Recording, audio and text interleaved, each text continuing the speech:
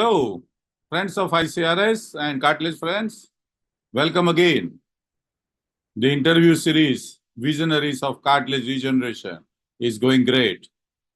The last episode was with Professor Murad Bozkurt, and he gave us a very important message of life-work balance, how he manages the extraordinary professional life related to cartilage repair and how he manages his personal life. Today, we have two more incredible people with us. Our guest is Professor Thiago Fernandez. He is Professor of Orthopedics at São Paulo University, Brazil. He is an CEO of a startup called Spero Innovations Private Limited. He's also a researcher in a musculoskeletal lab of Department of Orthopedics and Traumatology at São Paulo University. He has many feathers on his cap. And today's interviewer is Professor Zhenxing Shao, my close friend. He is a associate professor in University of Peking, Beijing from China. He's also a visiting surgeon to the 3rd hospital in Peking. Welcome, Professor Shao. Welcome, Professor Tiago. The stage is all yours. Thank you, Deepak. So, hi, Tiago.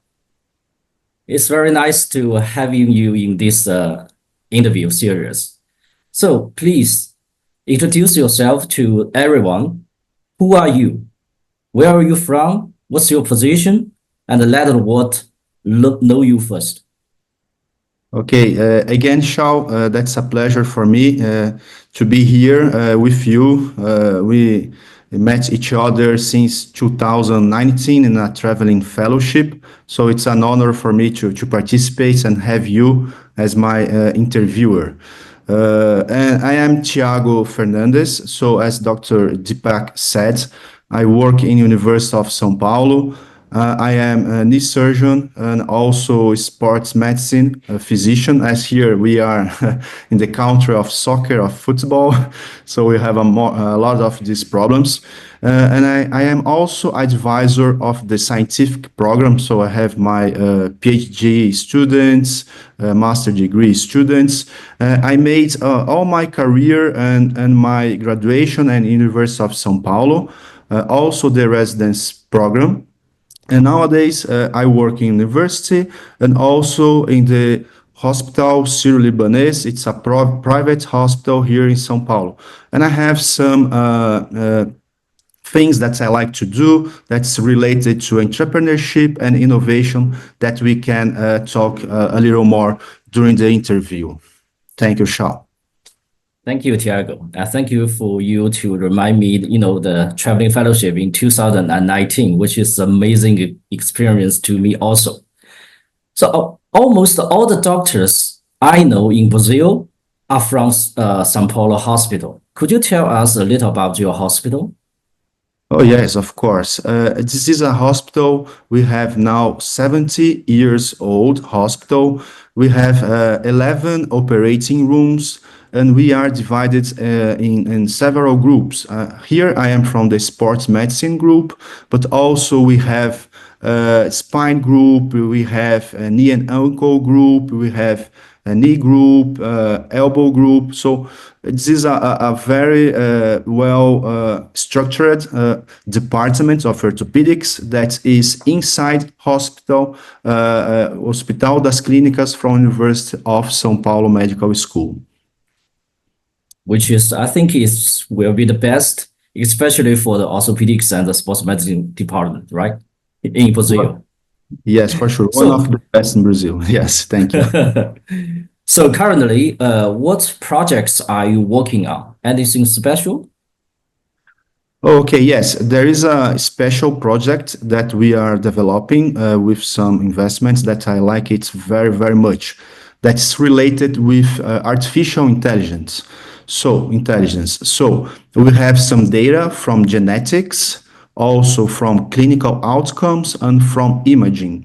So we have all this data together and put it inside our artificial intelligence. So we are constructing an algorithm. We did the first tests in human. After, of course, we'll need more than 1,000, 2,000, and then ICRS colleagues and the society will be very, very important for us to have more patients to construct this algorithm.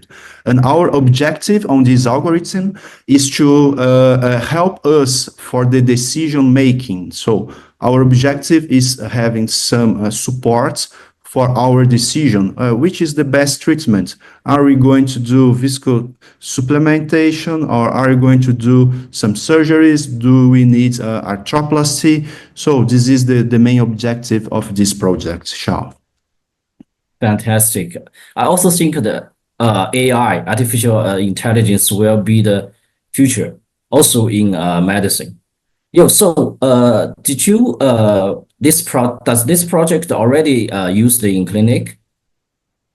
Actually, we have some examples that can be used in clinic, but as in artificial intelligence, we need to start. And when we start it, it's in a small group, we are starting with 200 patients right now. It's already running this project, but we know that it's very the beginning. As ChatGPT, when they started to train, it was in a small group. So you don't have a lot of correct results since in the beginning, but then when you have 1,000, 2,000, 3,000 patients, yes, then you have more accurate information to support our decision. Great. I wish I can, use your AI tools in my clinic in the future, very soon future. I can translate it into Chinese version. For sure. And I want to congratulate us for our recent publication in the journal of also arthroscopy. Especially it's the collaboration of all the traveling fellows of ICRS own Foundation Traveling Fellowship Program. And you led this collaboration. Thank you very much.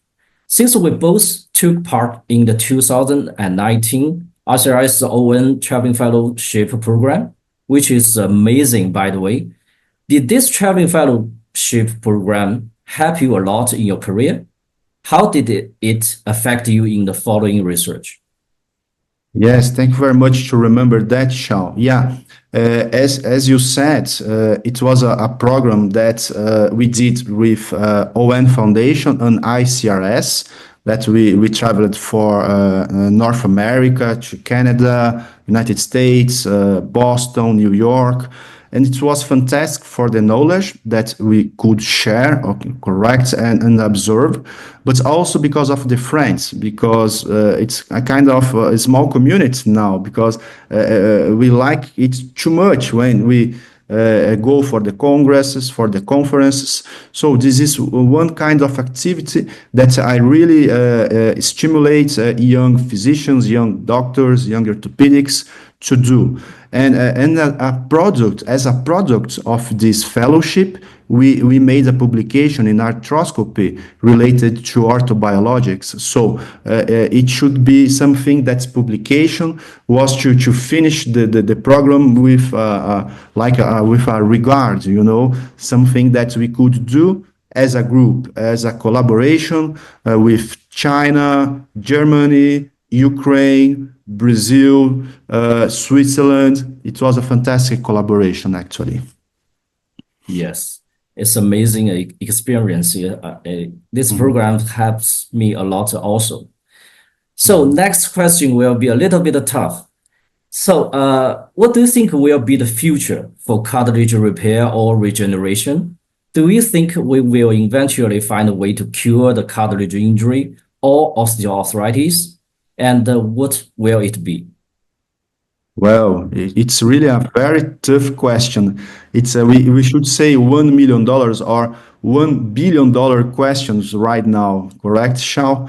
We know that osteoarthritis, for example, we have nowadays more than 500 million people with osteoarthritis. And in 2050, it should be 1 billion people with osteoarthritis. So we know that it's a kind of global health problem.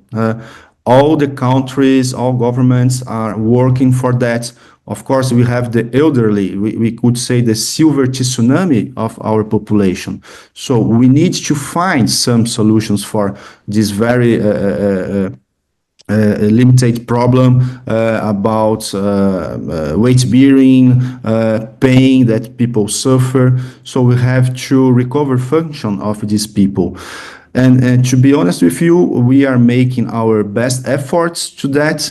I should say now we have the orthobiologics. Orthopedics was a lot of metal in the past, in my opinion, and now we have several groups working on that. I should say that we don't have an answer right now, like, oh, I have a molecule. We can talk more about that. We have another project that's related to a molecule to stimulate the cartilage production. But what I should say is that all the world is making good efforts to have best treatments.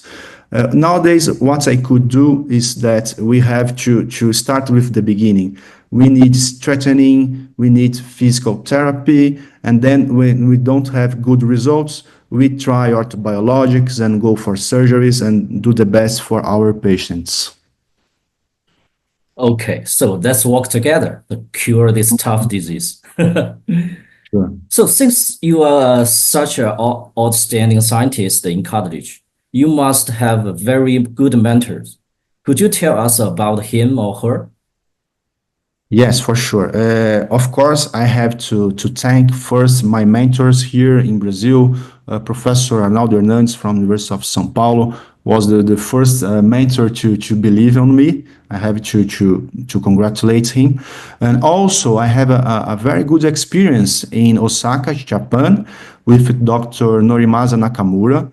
In 2016, I went there and then I learned about stromal cells, how to go to the lab, how to extract, isolate the cells. And it was really, really an amazing experience that I use for the projects since today. And on 2019, I did my postdoctorate program with Dr. Christian Larreman in Boston, in Harvard MGH. And was a really good, I'm sorry, not MGH.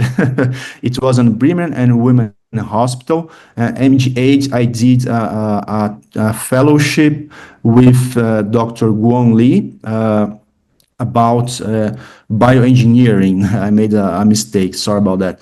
But with Christian Larreman, I learned a lot about cartilage surgeries and also mesenchymal stromal cells. It was a good experience that I have till now, the accomplishments of this experience there, Shao. Yeah, they are all good teachers, also a good teacher to me. So I noticed that you are also the CEO and the founder of the company Sparrow Science Innovation, right? So what kind of this company? What do you do for your company? Yes, a great question, Shao. As you know, when we are from academy, we do a lot of research, but we don't want that the research to stay in a book inside the library. We want our research go to the bedside, go for the patients, correct? And then it was on 2020, one of my friends from Harvard, we thought, oh, so what we can do to translate that research? So the only way that we thought it should be possible should be to learn and to talk about entrepreneurship and innovation. So because of that, I started to learn, to study, to participate on some conferences. And then it started that startup that's called Spero, right? Then I could translate the research from academy to go to the industry. because we say there is the depth valley, the technology readiness level when you are like in the beginning is the number one. And the technology readiness level 9 is when you have a rocket that goes to space, you know. So we have in the middle the depth valley. Then with the entrepreneurship and with innovation, we can do that bridge between the academy and the industry. Because of that, we created the Sparrow Science Innovation, Shao. Oh, that's fantastic. So this company is special for the bench-to-bedside, the translation, right? Yeah, since there have been tons of research towards cartilage regeneration, especially some tissue engineering, some basic science. So I think the bench-to-bedside translation is very important. Thank you. Thank you for all you do for of your company. So Tiago, we have talked about your career for a while. So what is the best moment in your career until now? And what do you think is the best achievement you have done for now? Another tough question, Shao. It's not easy for me. Well, what I should say, what's the best moments in my career? I should say that I love what I do today, you know. So I can teach residents, I can teach medical schools. For me, it's a joy, you know. I feel very comfortable because, you know, in medicine, when you share knowledge, it's very, very good. I believe it's the only profession that you can share knowledge for other people, that you go, of course, go for the patients. I have the focus on everything that I do in patients. So when we do surgery, when we do clinical treatments, as I told you, what's your accomplishment? I think that I love what I do today, you know, about research, about entrepreneurship, about my patients, about the students. I believe it has to be something complete in your life. Of course, probably we'll talk about family after. So you need a balance between everything you do in your life. So I would not say one accomplishment. I should say the moment, the journey that we can live now. Okay, great. So you mentioned your family. So since you are a surgeon, a scientist, a CEO, and also a husband and a father, do you feel tired sometimes? How do you balance your work and family? And how do you keep your passion in your work? Do you have some secret recipes? Actually, I don't know if I have a secret recipe, but we talked about balance. I have two kids, João and Antonio, 9 and 11 years old. And what I believe we never can forget our family, our of course, our parents, our wife, our kids, because I believe they are the reason for our lives. So everything we do is also for them. So you have to know that maybe in the weekends you have time to spend for them, or when you come back at home. Of course, our routine is not easy. We have a lot of conferences, surgeries. Sometimes we have some professional obligations. But for our health and the health of our family, I believe we need to learn how to give the importance and time for them. We have to spend time with our family, of course. If we don't have this balance, probably you'll get ill and you'll be very stressed and things will not go further. So let's try to do that, to do a balance between family, friends, and also work. I should say Yes, that. I totally agree with you, because recently I also sometimes I feel tired, but I think for us, one is the good health, and another is the passion in our work, and also all the sports from the family, from friends, from colleagues. And next question is what I want to know that we all know that you are from Brazil, right? And which we all know that is the kingdom of soccer game. And you have lots of world-class famous soccer star.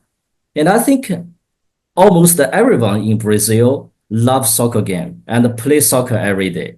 So is the cartilage lesion more common than elsewhere of the world? How do people in Brazil protect their knee and ankle joint and enjoy the soccer game at the same time? Yeah, very good question. Yes, as you know, in countries from the north, you have skiing, then a lot of ACL, anterior cruciate ligament lesions.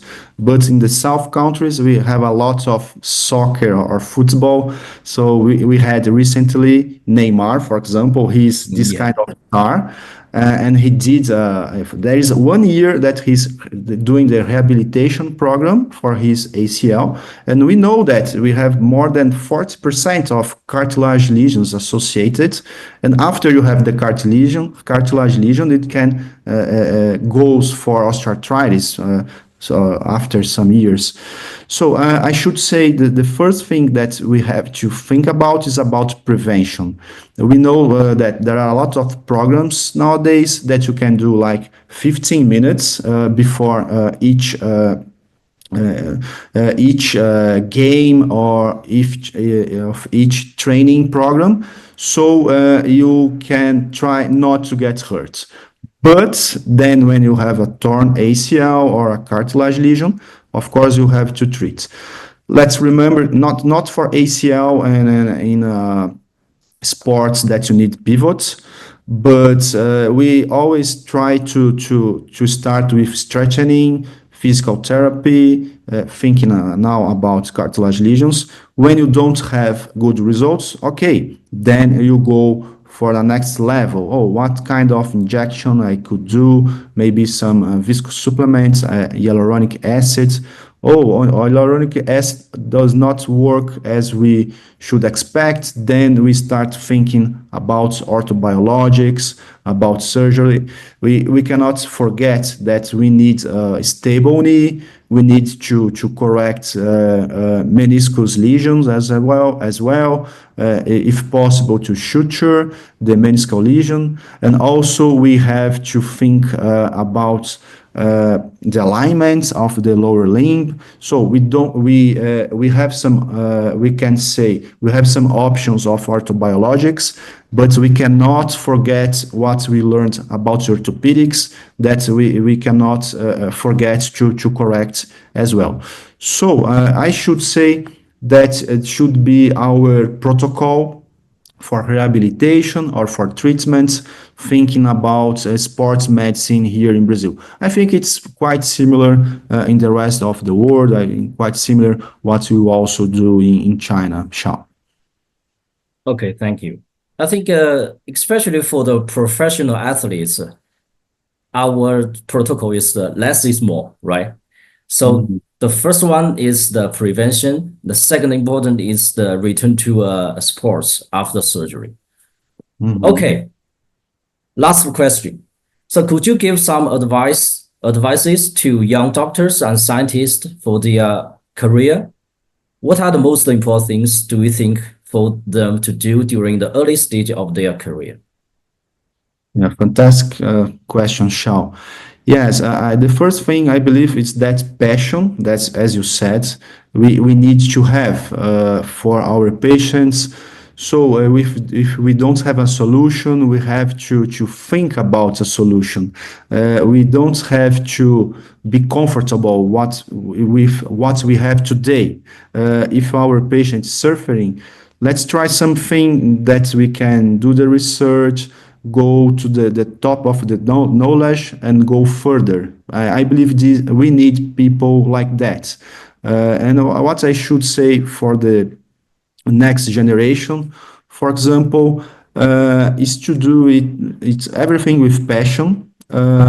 Another thing that I believe it's very important is to make these connections, not only with physicians or surgeons, but it's also important to make connections with researchers, but also with managers from hospitals, also with investors, also with engineering.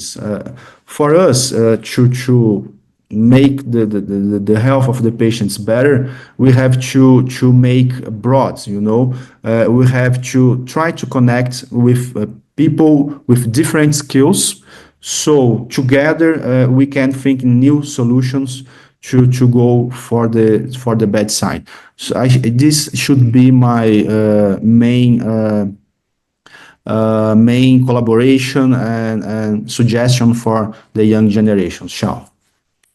Thank you very much. Thank you very much, my dear friend. Thank you, Professor Shao, and thank you, Professor Tiago. Friends, today we got another message from a great visionary. Enjoy the journey. Enjoy the journey, which is mix of personal life, family life, and a professional life. And professional life can be in the university as professor, as a teacher, as an educator. It can be as a lab researcher. It can be as a CEO of a startup. And you have to enjoy the journey.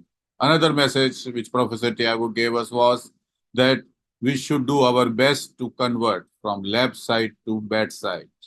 Whatever we do, but our all efforts should get converted for the benefit of our patients. That's what the medicine is for, isn't it, friends? Thank you very much for the great interview. I really appreciate it. And friends, again, on 1st December 2024, we will be back with yet another visionary from somewhere around the world, and see you then.